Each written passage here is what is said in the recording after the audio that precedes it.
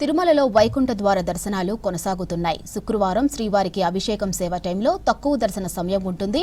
అయినా నిన్న టీటీడీ చరిత్రలోనే ఆల్ టైం రికార్డు స్థాయిలో 83,000 మంది భక్తులు దేవదేవుణ్ణి దర్శించుకున్నారు. ఇక తిరుమలలో టీటీడీ అదనపు ఈవో వెంకయ్య చౌదరి ఆకస్మికంగా తనిఖీలు చేశారు. వైకుంఠం క్యూ కాంప్లెక్స్ లో సామాన్య భక్తులకు అందుతున్న సౌకర్యాలపై ఆరా తీశారు.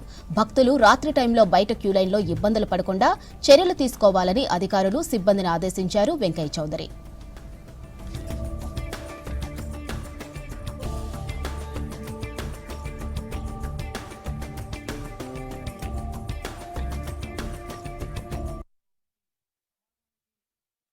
సర్వదర్శనం మార్నింగ్ నుంచి చాలా ఉధృతంగా నడుస్తుంది. భక్తులు కూడా చాలా భక్తిభావంతో అడ్మినిస్ట్రేషన్ కోఆపరేట్ చేస్తూ దర్శనం చేసుకుంటున్నారు. ఉదయం నుంచి టెంపుల్ స్టాఫ్ కానీ ఇటు విజిలెన్స్ కానీ పోలీస్ తోటి కోఆర్డినేట్ చేస్తూ ఎప్పటికప్పుడే క్యూ లైన్స్ రెగ్యులేట్ చేసుకుంటూ క్రౌడ్ మేనేజ్మెంట్ చేసుకుంటూ చాలా బ్రహ్మాండంగా చేస్తున్నారు. నిన్నటి నుంచే చాలా వరకు ప్రెజర్ వచ్చింది. ఫస్ట్ టైం ఖచ్చితంగా శుక్రవారం దాదాపు 80,000 వరకు చేస్తాం. ఎప్పుడు కూడా చరిత్రలో 80,000 చేసిన సందర్భాలు శుక్రవారంలో లేవు. ఎప్పుడు కూడా 67-70 మించి ఎప్పుడు చేయలేదు. అందరూ కూడా చాలా కోఆర్డినేషన్ తోటి పనిచేస్తున్నారు.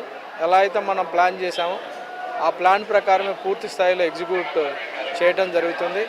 అందరూ కూడా భక్తులకు కూడా మ్యాక్సిమం మనకున్న ఇన్ఫ్రాస్ట్రక్చర్ను వాడి అన్నీ కూడా వైకుంఠం 2 మొత్తం ఫిల్ అయింది. అలానే షెడ్స్ కూడా ఫిల్ అయినాయి. అవుట్ సైడ్ క్యూ లైన్ ఉంది.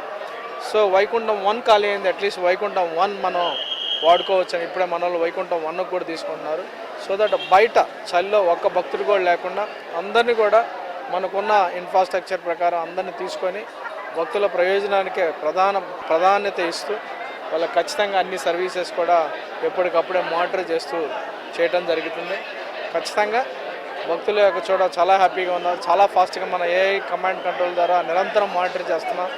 ఎప్పటికప్పుడే ఎంత టైం తీసుకుంటుంది అనేది కూడా మానిటర్ చేసి రిలీజ్ చేయడం జరుగుతుంది. సో అందరు కూడా చాలా కోఆర్డినేషన్ తోటి చాలా ఎఫర్టివ్గా చాలా క్వాలిటీ సర్వీస్ ఇస్తూ చాలా కోఆర్డినేషన్తో పనిచేస్తున్నారు అందరూ కూడా ఆఫీసర్స్.